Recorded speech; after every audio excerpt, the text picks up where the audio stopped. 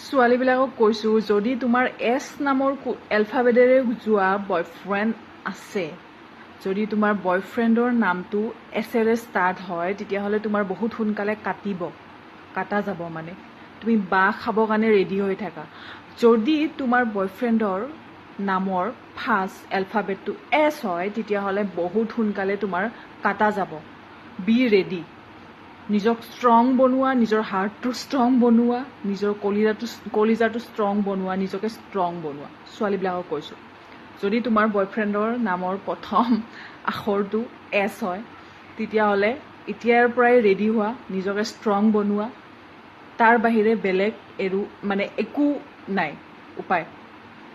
চ' মোৰ ফালৰ পৰা এইটো তোমালোকক জ্ঞান দিছোঁ আৰু, যাতে তোমালোকে কষ্ট নোপোৱা। ঠিক আছে, কাৰণ বহুত ছোৱালী পায় আৰু এছ নামৰবিলাক বহুত হাৰামি থাকে।